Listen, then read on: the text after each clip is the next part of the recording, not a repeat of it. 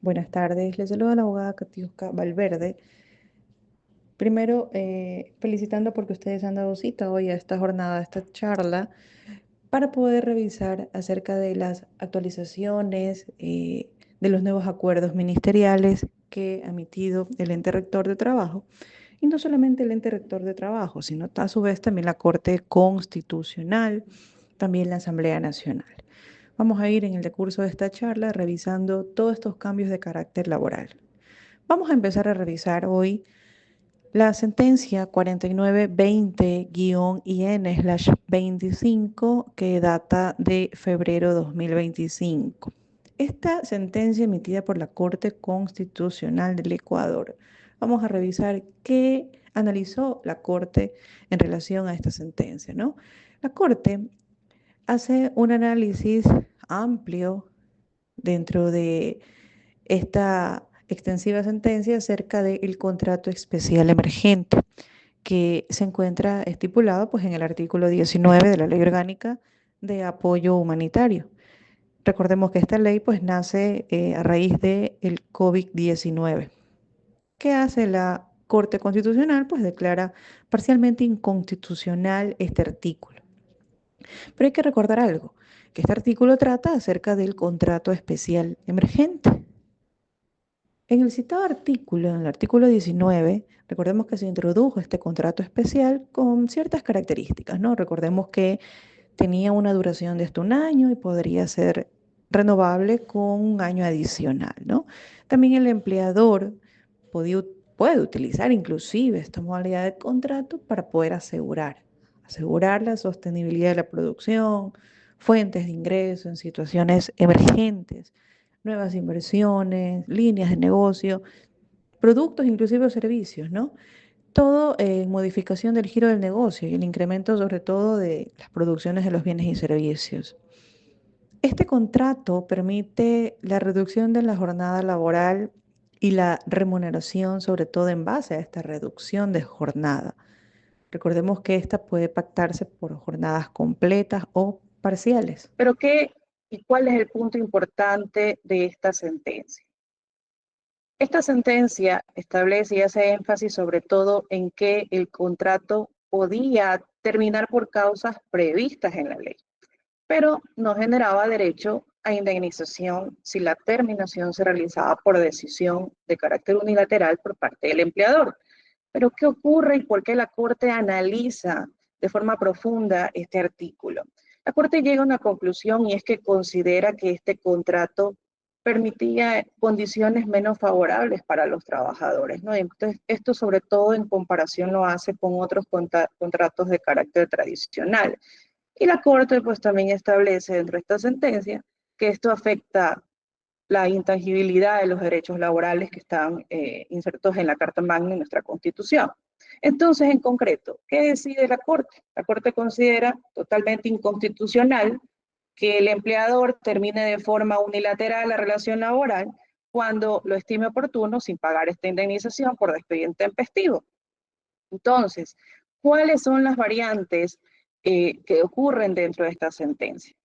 La Corte establece que si el empleador termina unilateralmente antes del año el contrato, tiene que pagar al trabajador una indemnización por despido intempestivo. La Corte inclusive reafirma una vez más que este tipo de contratos no está temporalmente limitado, claro, está la pandemia, sino que puede inclusive celebrarse por situaciones de carácter emergentes en relación al giro del negocio.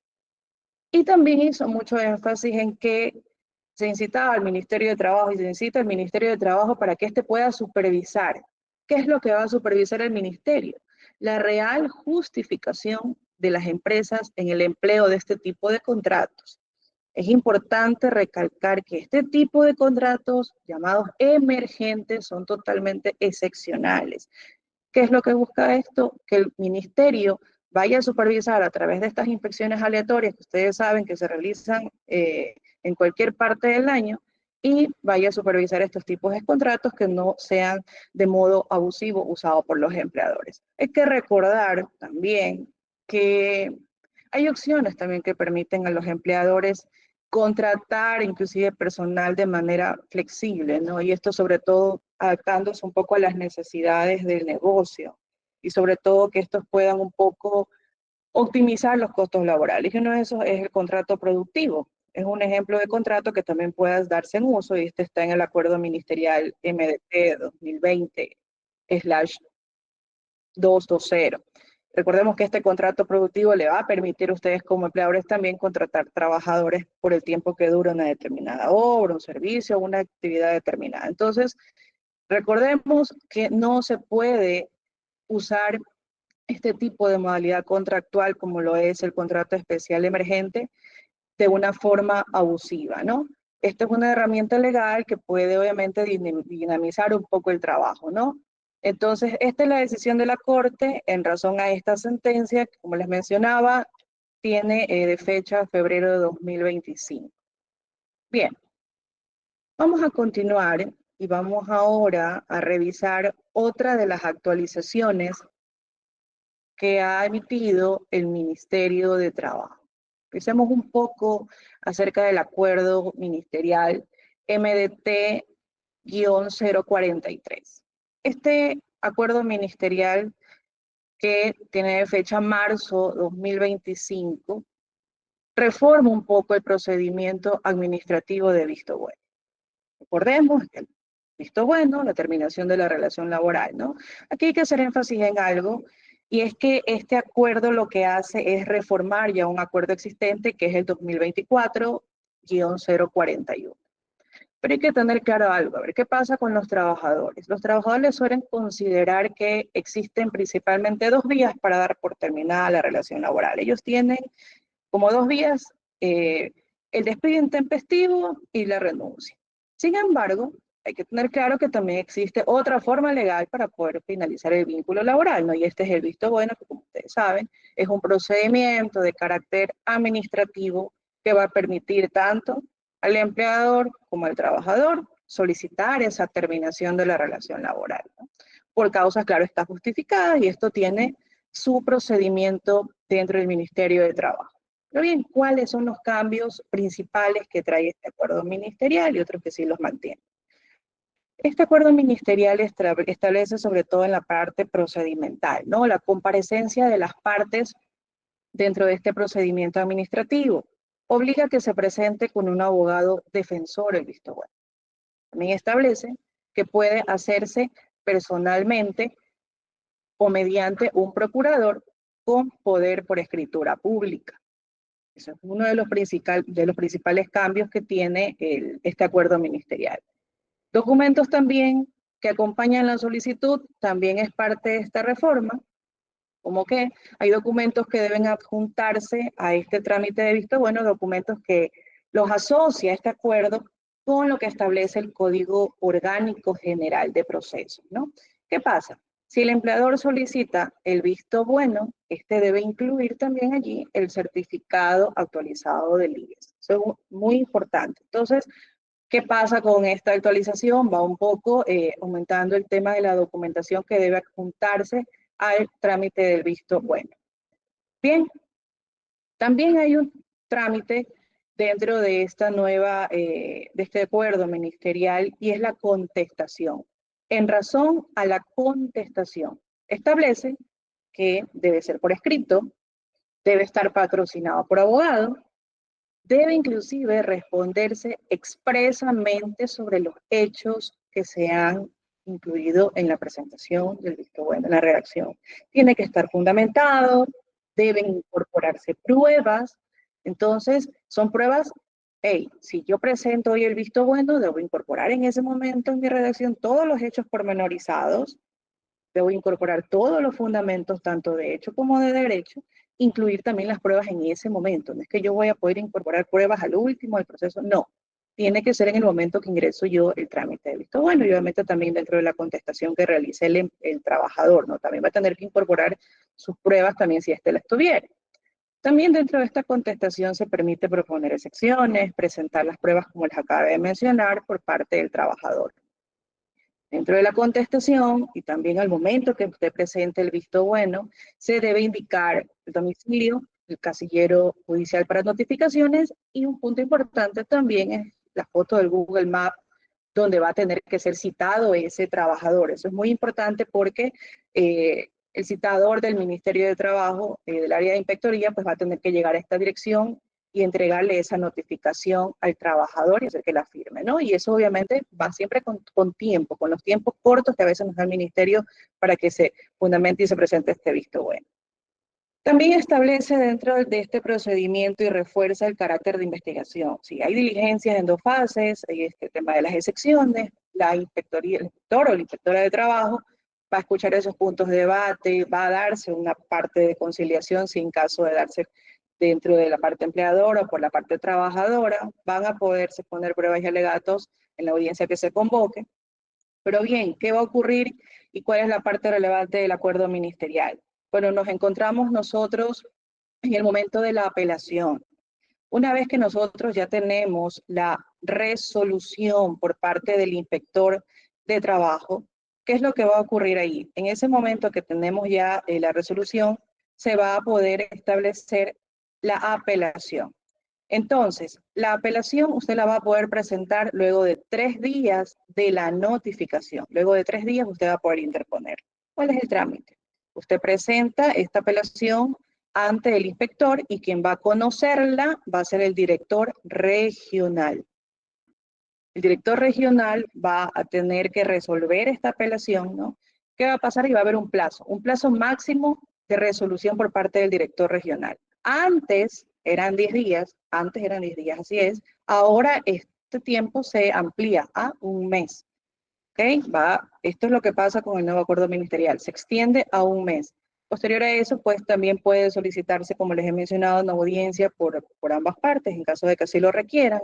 Un punto importante, que esto aquí en el decurso de este proceso, cualquiera de las partes puede y queda al libre criterio de poder iniciar un proceso de carácter judicial ante el juez laboral.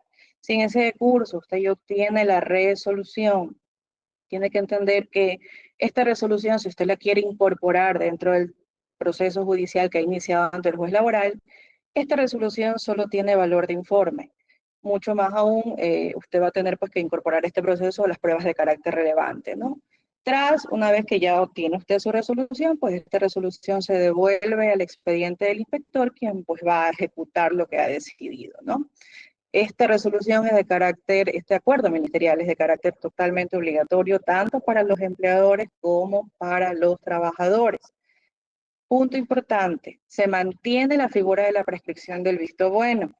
Para solicitar el visto bueno, recordemos que por parte del empleador contra el trabajador prescribe en el plazo de un mes que se cuenta desde el día en el que ocurrieron los hechos, ¿no? Hasta el momento de que es notificado el trabajador, no hasta el momento de presentación del visto bueno. Hay que tener claro un punto. Si se va a presentar una solicitud de visto bueno, es importante que se presente, no esperar usted hasta el día 28 o hasta el día 29. Recordemos que tenemos que citar al trabajador.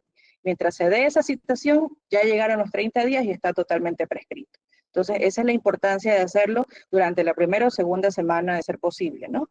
Bien, en síntesis, para poder concluir con el análisis de este acuerdo, ¿qué es lo que busca?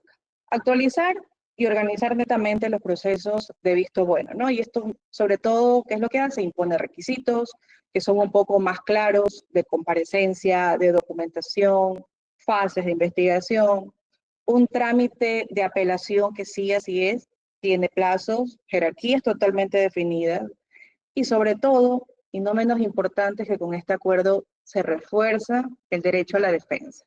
Se refuerza ese derecho y sobre todo la seguridad jurídica de ambas partes. Es un punto muy importante, ¿eh? De ambas partes es lo que se busca a través de este acuerdo. Bien, vamos a entrar ahora a revisar otro punto importante y ahora vamos a ver lo que es la ley orgánica reformatoria a varias leyes respecto de la discriminación por edad en el sistema laboral. ¿Qué es lo que buscó el legislativo? Hablo de la Asamblea Nacional. ¿Qué es lo que buscó el legislativo a través de esta ley? Busca eliminar la discriminación por edad en el ámbito laboral. ¿Cuál es el objetivo que tenía la Asamblea a través de esta ley? Era garantizar, y es garantizar, la igualdad de trato, prevenir sí, el desempleo y promover la inclusión laboral, sobre todo de personas mayores de 40 años. Tanto esto para el sector público como para el sector privado, ¿no? Pero sí es importante entender antes de avanzar en revisar esta ley el concepto de discriminación, ¿no? Este concepto de discriminación es ese trato desigual, es ese trato injusto hacia una persona, ¿sí?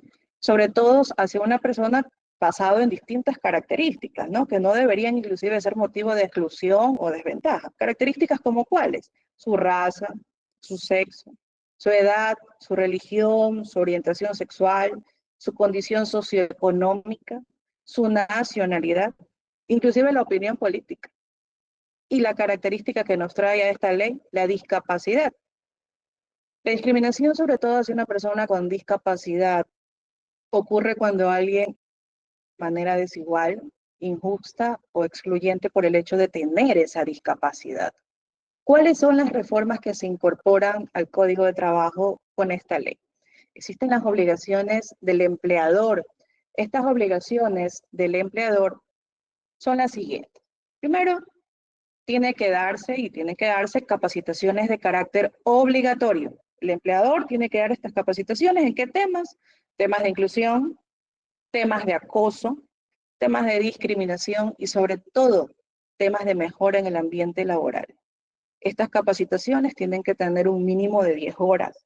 Recordemos que si ustedes brindan estas capacitaciones hacia sus trabajadores, deben de guardar un registro de asistencia, pruebas de que estas capacitaciones se dieron, en qué fecha, o en su defecto, a inicio de cada año o a mitad de año, usted coloca y hace su calendario de capacitaciones, puede dar 5 horas este mes, 5 horas en 2, 3 meses adicionales, y va reforzando un poco. Pero siempre es importante guardar estas pruebas, la asistencia del trabajador y por lo menos una grabación o algo, el material de que usted brindó esa capacitación. ¿Por qué? Porque en el momento en el que se dé una inspección, usted va a poder presentar de que cumplió con esta obligación que nos trae esta ley. También hay otra obligación, que es la contratación obligatoria de al menos una persona mayor de 40 años, ¿no? Si usted tiene, obviamente, 25 más empleados. Y al menos el 4% del personal si tiene una nómina mayor. ¿Qué pasa aquí? Que el empleador que cuente, como les mencionaba, con 25 trabajadores deberá mantener al menos una persona mayor de 40 años. Cuando el empleador tenga más de 25 trabajadores, deberá mantener al 1% de su nómina compuesto por personas de 40 años, siempre observando los principios de equidad de género y de diversidad. Entonces, según esta norma que estaba reformada, esta obligación no podrá ser menor al 4% de la totalidad de sus trabajadores. ¿Hay incentivos económicos? No, los hay no económicos. ¿Cuáles son esos? El reconocimiento público para empleadores que contraten personas mayores de 40 años que estén desempleadas. Prohibiciones, sí, trae prohibiciones esta ley.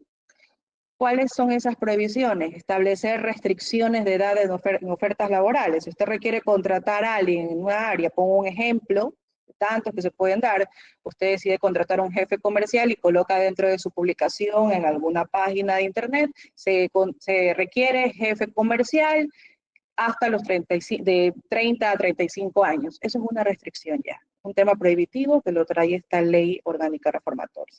¿Okay? No solamente restricciones en tema de edad en ofertas laborales, también inclusive en ascensos. Si usted dentro de su compañía restringe de que una persona mayor de 40 años pueda ser parte de un ascenso, también es un tema prohibitivo ahora para el empleador, inclusive en las capacitaciones. También usted no puede restringir que una persona mayor de 40 años ingrese a una capacitación específica, o inclusive que realice terminaciones de contrato por temas de edad. Otra prohibición: usted no puede solicitar como empleador pólizas de salud o de vida como requisito previo a la contratación. Totalmente prohibido.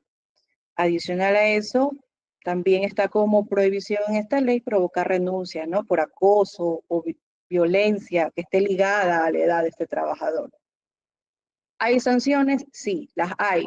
Hay multas de $10 hasta $20 diarios por el incumplimiento de esta inclusión laboral.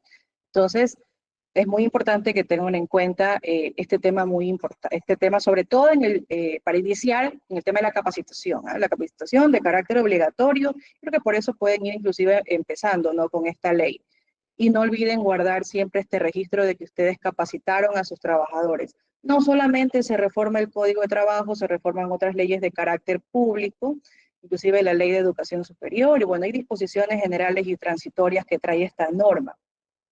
Va a estar vigilante y va a estar observante, va a hacer seguimiento la Defensoría del Pueblo. La Defensoría del Pueblo es quien va a estar vigilante de que esta ley se cumpla. El ente rector del trabajo, ministerio, va a crear guías en el decurso de los meses y herramientas en el sitio web que ellos mantienen, pues para que ustedes puedan un poco revisar sobre esta nueva ley, ¿no? Inclusive, esta ley dispone que en 90 días las instituciones de educación superior tienen que entregar un estudio sobre cómo va avanzando este tema de la inclusión y a su vez también si es que ha disminuido la discriminación por edad en temas de carácter laboral, ¿no? En 180 días, inclusive, el Ministerio de Trabajo deberá establecer incentivos de carácter, como les mencionaba, no económicos, personas mayores de 40 años. Entonces, el Ministerio de Trabajo también tiene la tarea de realizar un protocolo de prevención y atención en casos de discriminación de acoso. ¿Qué es lo que va a pasar aquí? Que el trabajador, con base a este protocolo que emite el Ministerio de Trabajo, y se sienta vulnerado por razones de discriminación, en razón de su edad, va a poder requerir una respuesta motivada a su empleador o al delegado de este sobre las razones de la negativa de la vinculación laboral. Y esta es una prueba que va a tener el trabajador y en caso de querer colocar algún tipo de denuncia ante el Ministerio de Trabajo. Entonces, hay que estar muy atentos con esta ley. Esta ley busca es combatir la discriminación por edad en el ámbito laboral. Tiene sus bases, por supuesto que tiene las bases, en principios de carácter constitucional. ¿Cuáles son estos? Igualdad, inclusión, dignidad humana. ¿Qué es lo que busca? Integrar activamente a las personas mayores de 40 años en todos los ámbitos laborales. Bien, vamos a continuar y vamos a revisar ahora el acuerdo ministerial, diría yo, el más importante de este año para ustedes como empleadores, y es el acuerdo ministerial número MDT-2025-043, ¿no? Un acuerdo que aún nos tiene algunos empleadores revisando sus documentaciones en relación a sus trabajadores. El Ministerio de Trabajo ha emitido una nueva disposición legal, ¿no? Y es este acuerdo ministerial, que establece, pues, directrices de carácter general para el control de obligaciones laborales y los procedimientos de inspección. ¿Cuáles son las novedades que trae este acuerdo ministerial? Entre los cambios más relevantes se encuentra la incorporación de un sistema de verificación digital mediante un código denominado hash.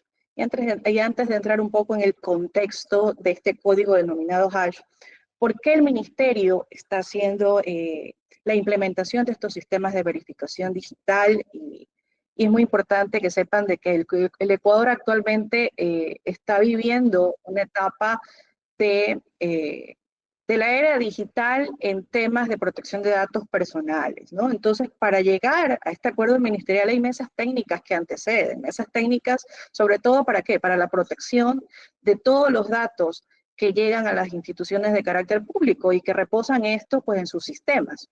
Entonces, buscamos a través de esto la responsabilidad de tanto las empresas, en este caso de ustedes, de la información que tiene bajo su cargo, en relación en este caso a los trabajadores.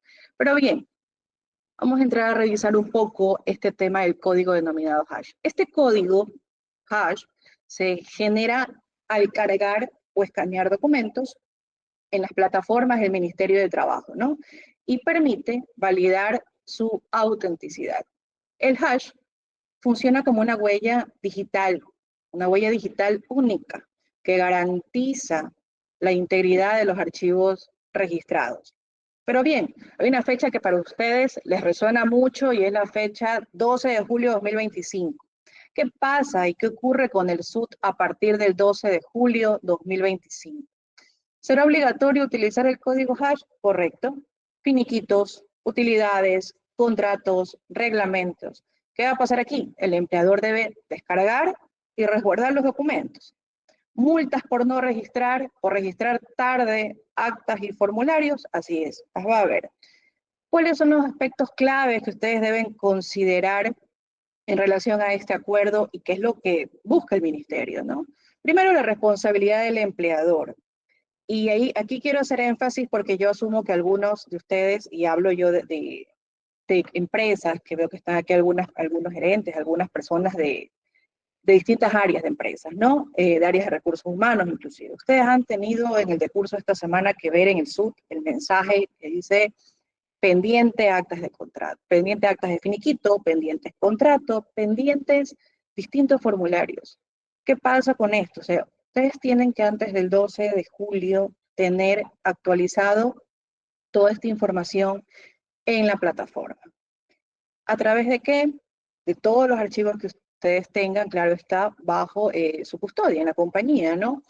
Pero, ¿qué es lo que quiere decir el ministerio a través de esto? La responsabilidad del empleador. ¿Sí? Usted como empleador, primero es responsable de la custodia, tanto física como digital, de todos los documentos laborales que le corresponden exclusivamente, obviamente, al trabajador en relación al trabajo que ha realizado en la empresa. El Ministerio de Trabajo, en su momento, ya no va a almacenar copias de estos archivos. Entonces, ese es un punto importante, responsabilidad del empleador. Otro aspecto clave que trae este acuerdo es la entrega de documentación al trabajador. Es obligación del empleador entregar al trabajador el original o una copia certificada de cualquier documento que sea relacionado con la relación laboral. Y no solamente el trabajador activo, inclusive si llegase un ex trabajador y le solicitase usted esa información, también se la tendrá que otorgar, sea este en original y usted se queda con una copia certificada o viceversa. ¿Okay? Existe también el formulario con código hash, así es. Una vez generado el código hash, el formulario correspondiente, usted lo va a imprimir y va a tener que ser firmado por ambas partes y usted va a archivar su formulario. ¿Cuál es el objetivo de todo este sistema digital que les he mencionado? Fortalecer, sí, el control de las obligaciones laborales de todos los empleadores, ¿no? Mediante el uso obligatorio de esta plataforma digital. ¿Para qué? Va a asegurar toda esa trazabilidad documental, toda esta protección de derechos laborales y sobre todo, ¿y qué es lo que quiere el ministerio a través de esto? Busca una eficiencia en los procesos de inspección, registro y legalización laboral. Entonces, mucho ojo con esto. Busca eficiencia en los procesos de inspección. Pero bien, puntos principales que les he mencionado acerca de este acuerdo ministerial: generación de código hash. Sabemos entonces que el ministerio, a través de este código único, valida los documentos escaneados y cargados en su sistema, asegura la conservación de la huella digital de los documentos registrados. Bien, registro obligatorio. Usted ya sabe que los empleadores obviamente van a tener que registrar y mantener la información de todos los trabajadores activos en la plataforma habilitada por el Ministerio de Trabajo en un plazo máximo de un mes posterior al ingreso. Si usted hoy contrata a alguien, usted va a tener exactamente un mes posterior a ese ingreso para que usted pueda ingresar toda esa información de este trabajador. Les hablé un poco acerca de la entrega obligatoria de la documentación que este trabajador pudiese solicitar. Si usted no le va a entregar la información, va a incurrir en una sanción. Registro de actas de finiquito. Bien, vamos a hablar un poco, y ahí les voy a hablar acerca de estas actas de finiquito. Vamos a hablar de los plazos. ¿Qué pasa con los plazos? El registro de actas de finiquito antes eran 30 días, ahora son 15 días siguientes al término de la relación laboral. Bien, también tenemos el registro de los trabajadores que les acabo de mencionar en el sistema del Ministerio de Trabajo, y este es hasta 30 días a partir de la fecha de inicio del contrato. Pago de consignaciones, sí, en un plazo máximo de 15 días posteriores al vencimiento del plazo para efectuar el finiquito. Reglamento interno de trabajo. ¿Qué va a pasar con el tema del reglamento de trabajo y esto como sugerencia, con todas estas actualizaciones que estamos hoy revisando, es importante que ustedes revisen detenidamente todo su reglamento del trabajo, para que usted lo pueda actualizar. Una vez que se aprueba el reglamento en la plataforma por parte del ministerio, el empleador va a disponer de 15 días para poderlo descargar. Pasado ese plazo, el sistema va a eliminar automáticamente el archivo. Automáticamente lo va a eliminar. Entonces, ¿qué va a ocurrir en ese momento? Que ya está eliminado y usted no lo pudo descargar, lo va a obligar a reiniciar el trámite. Lo va a obligar a que usted reinicie el trámite e inclusive va a poder incurrir en algún tipo de sanción. ¿Cuáles son las disposiciones transitorias que trae este acuerdo ministerial? El Ministerio de Trabajo va a contar exactamente con un plazo de 2 meses para poder actualizar su plataforma tecnológica y poner en funcionamiento las nuevas disposiciones. En el decurso de un mes se va a emitir pues este manual de usuario con las instrucciones para el uso del código hash. Y punto importante para ustedes, ¿no? Como empleadores, ustedes como empleadores van a tener el plazo de 12 meses. 12 meses para poder descargar su formato PDF de toda la información que registre en el Sistema Único de Trabajo. ¿Cuándo ya se cumplen estos 12 meses? El 12 de mayo del 2026. Cumplido este periodo, todos los datos van a ser totalmente depurados del sistema. Evitemos consecuencias por incumplimiento, por favor. Recuerden que existen sanciones de carácter administrativo. Si usted no registra contratos de trabajo, $50 por contrato tiene usted como sanción. Si usted no registró el contrato inclusive o lo hace tardíamente, $25 por contrato. El no registro de las actas de finiquito, $200 la sanción. El registro tardío de esas actas, $50, y así un sinnúmero de sanciones. Si usted no registra el formulario de 13ª, 14ª, utilidades, otra en los 14º, el pago de utilidades inclusive. Si usted no registra el reglamento, $100 hasta $200 son las sanciones. Entonces tratemos de evitar y elevar a tiempo todos estos documentos, ¿no? Evitemos estas infracciones especiales que tiene este ente rector. Bien, vamos a revisar ahora el acuerdo ministerial MDT 2025-054, ¿no? Este acuerdo ministerial reforma el acuerdo MDT 2018-180. ¿Cuál es el objeto de este acuerdo? El objeto de este acuerdo es establecer el procedimiento para que se puedan calificar y certificar a los sustitutos directos de personas con discapacidad para que puedan contar con el porcentaje obligatorio de inclusión laboral, acceder a beneficios tributarios inclusive, ¿no? Aplica a empleadores tanto del sector público como del sector privado. Pero bien, un poco vamos revisando parte básica, ¿no? El sustituto, ya sabemos, son personas que por su vínculo con una persona con discapacidad pueden ser contratadas y contabilizadas dentro del porcentaje mínimo de inclusión laboral. Tenemos el sustituto directo, ¿no? El sustituto directo que es los padres, representantes legales, o inclusive parientes hasta el 4º grado de consanguinidad, segundo de afinidad, cónyuge, inclusive pareja que esté legalmente constituida, ¿ok? Y obviamente con este sustituto directo que tenga a su cargo pues una persona con discapacidad severa, ¿no? O a un niño con discapacidad mayor al 30%.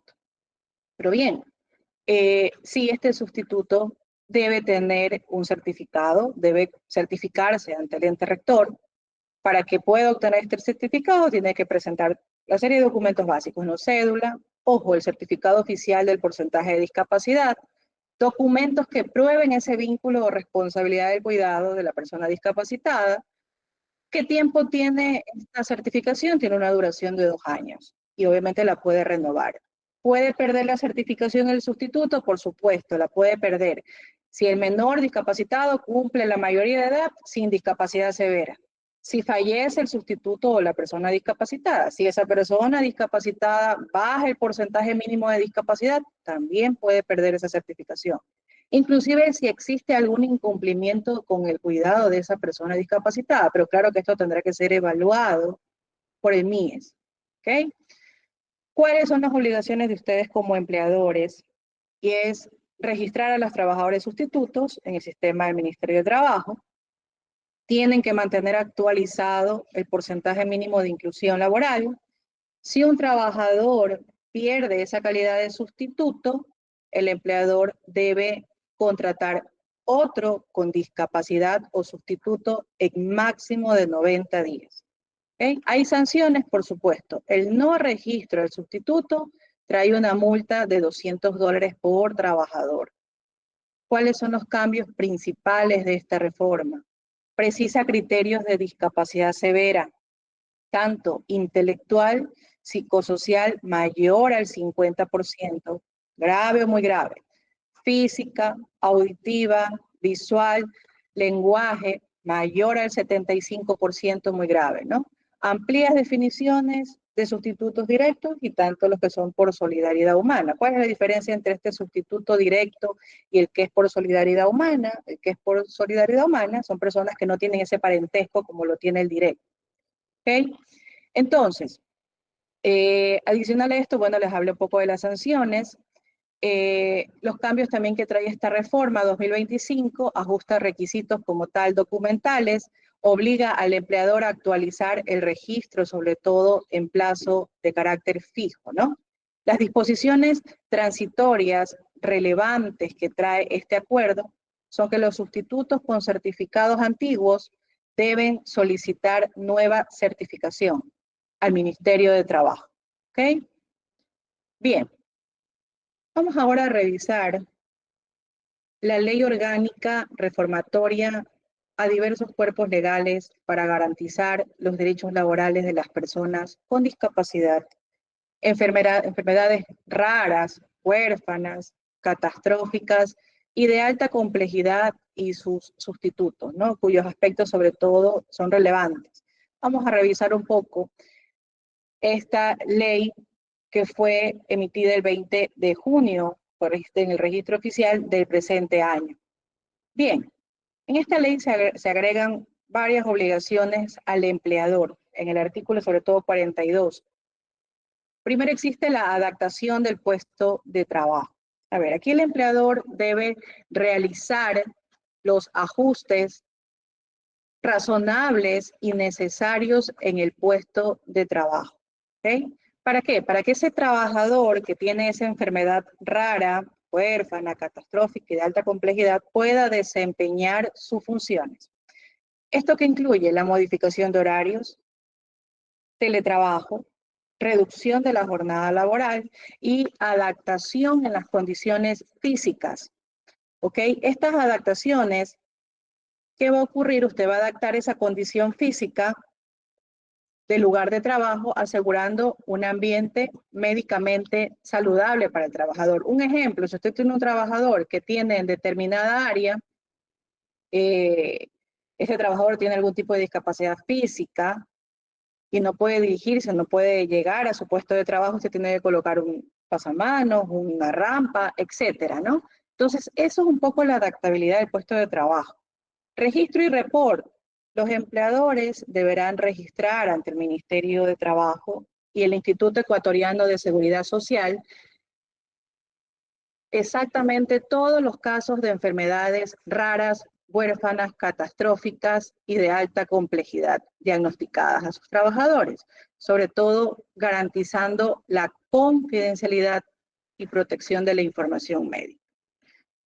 Bien, adicional a esto, dentro de esta ley, se agregan incentivos no económicos. ¿Cuáles son esos incentivos no económicos? Los empleadores que contraten o mantengan en sus puestos de trabajo a trabajadores diagnosticados con este tipo de enfermedades serán reconocidos con certificaciones de buenas prácticas laborales por parte del Ministerio de Trabajo. Estos certificados van a poder ser utilizados en sus campañas de marketing, la responsabilidad social empresarial. Esto va a poder inclusive aportar para mejorar su imagen corporativa y reputación, sobre todo ante clientes, futuros socios, inversionistas y sobre todo la comunidad, ¿no? El Ministerio de Trabajo y el Ministerio de Salud Pública van a tener que en un plazo de 90 días emitir el reglamento para la aplicación de esta ley. Bien, vamos ahora a revisar la Ley Orgánica de las Personas con Discapacidad. Esta recientemente fue publicada en el Registro Oficial número 73 el día 3 de julio del presente año. Hay cambios en materia laboral, la ley refuerza y amplía derechos ya existentes, ¿no? Principalmente en estos aspectos. A ver, aquí hablamos un poco de la inclusión laboral obligatoria. Se mantiene la obligación de contratar personas con discapacidad, es decir, el 4% con 25 o más trabajadores, ¿no? Pero ahora este tema, esta obligación de contratar a estas personas con discapacidad tiene que tener netamente un enfoque de equidad de género. Equidad de género, va a haber un tema de diversidad, de discapacidades. Inclusive también se exige que deben existir plazas diversificadas según el tipo de discapacidad. No es que usted netamente va a colocar personas discapacitadas en un determinado puesto. Deben existir plazas diversificadas. La jornada laboral, sí, será completa, salvo certificación médica que justifique el medio tiempo que requiere esta persona con discapacidad. Los contratos temporales no cuentan en el cálculo del porcentaje obligatorio. Eso hay que tener un poco énfasis. Inclusive también esta ley trae y establece y continúa con el tema de la preferencia para prácticas preprofesionales y pasantías de personas con discapacidad. De este modo también vamos a encontrar que se incorpora el derecho al teletrabajo para personas con discapacidad que se estén actualmente encontrando en estudios de cuarto nivel, ¿no? Y esto sobre todo les permite a ellos que puedan tener un desarrollo tanto económico, académico y laboral. Contratación de personas en calidad de sustitutas, sí, podrán incluirse dentro de ese 4%, pero solo hasta el 25% de la cuota. La cuota podrá ser cumplida hasta un 25% con personas sustitutas. Esta ley reduce el porcentaje anterior, ¿no?, con el objetivo de priorizar sobre todo la contratación directa de personas con discapacidad. No se va a poder beneficiar a más de una persona por cada persona con discapacidad. Punto importante. Estabilidad laboral especial. También esta ley establece que se mantiene la indemnización por despido injustificado. 18 meses de remuneración para personas con discapacidad. Y esto obviamente se va a tomar la mejor remuneración. La nueva obligación del empleador en esta ley es que en caso de despido injustificado, si la persona así lo desea, va a tener que reintegrar a su puesto de trabajo a esta persona que ha sido despedida. A su vez también esta va a recibir la indemnización, es decir, reintegro más la indemnización. También se prohíbe la reducción salarial para las personas con discapacidad. Se prohíbe cesar de las funciones por supresión de puestos y esto en temas de carácter netamente público, ¿no? Permisos laborales, sí. El derecho a pedir permiso por tratamiento o rehabilitación médica que tenga que ver con su discapacidad. La licencia de maternidad se amplía inclusive por 3 meses adicionales. Inclusive si el empleador no cumple con esta disposición, va a incurrir en una infracción de carácter muy grave, ¿sí? Se le va a poder imponer sanción pecuniaria de 11 a 15 salarios básicos unificados del trabajador en general e inclusive la suspensión de actividades hasta por 30 días. A juicio claro está esto de la autoridad sancionadora, ¿no? Inclusive, muy bien, para finalizar con la obligatoriedad por parte del empleador, ¿no? Y todo lo nuevo que trae esta ley es que se mantiene el derecho de personas que cuidan a alguien que tenga discapacidad, ¿no? O algún tipo de discapacidad grave. Tienen 2 horas diarias de permiso para su cuidado. ¿Qué también trae esta ley? Capacitación y seguimiento. Se deben dar programas obligatorios en las empresas sobre la inclusión y el trato adecuado a estas personas con discapacidad. El ente rector, el Ministerio de Trabajo, va a realizar estas inspecciones de forma focalizada para poder verificar este cumplimiento. Todo lo que tiene que ver en el ámbito de materia tributaria se mantiene. Recordemos que existen los incentivos y los beneficios impositivos de carácter importante. Estos, deducción en impuesto a la renta, incentivos para centros especiales de empleo, créditos preferentes, excepciones y rebajas, y etcétera, ¿no? Pero bien, hay disposiciones transitorias que trae esta ley, por supuesto, las hay. Reglamentación, el Ejecutivo va a tener que expedir el reglamento general, que esta ley en un plazo máximo de 180 días, ¿no? Adaptaciones progresivas, así es. El empleador y las entidades pues van a tener 12 meses para adecuar sus políticas, sus mecanismos de contratación y todos estos sistemas de accesibilidad que les he mencionado, ¿no? Y bien, va a existir un sistema de información, esto en el plazo de 6 meses, y esto pues bueno, le corresponde al Registro Nacional de Personas con Discapacidad, estar un poco en seguimiento con el Ministerio para el correcto cumplimiento de esta ley. Bien, hemos dado por finalizada esta parte de la charla. Queda abierto el foro de preguntas. Si tienen alguna inquietud, pueden hacerla sin ningún problema. Sí, ¿me Antes de escuchan? que hagan las preguntas que desean, yo sí quiero terminar con algo importante para todos los que están aquí conectados, y son recomendaciones de carácter general, ¿no? Les he mencionado en varias ocasiones el tema de la revisión de sus reglamentos internos de trabajo, ¿no? Esto es muy importante.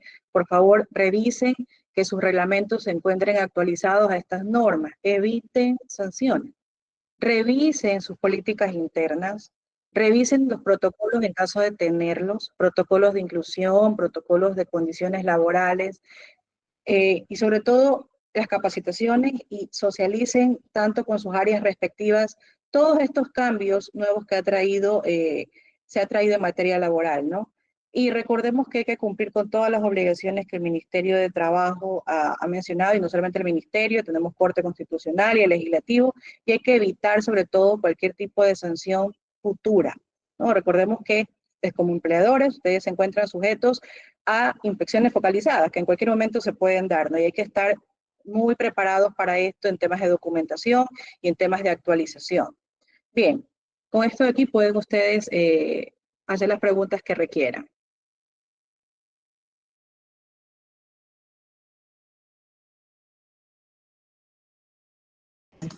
Bien, vamos a dar entonces por finalizada la charla. Entiendo que si ustedes tienen alguna inquietud, no duden en contactarse con nosotros. Tienen ustedes nuestros correos electrónicos, cualquier inquietud en relación a todas estas actualizaciones. Sobre todo, y vuelvo a hacerles énfasis, disculpen que les insista, sobre todo, primero en dos cosas: reglamento de trabajo, y tenemos la implementación tecnológica del tema del código hash, ¿no? Esta parte tecnológica que ustedes han hecho muchas consultas a nosotros como consultoría.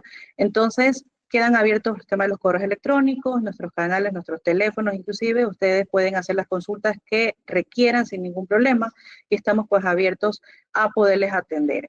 Bien, damos por terminada la charla. Les agradezco mucho por haberse conectado.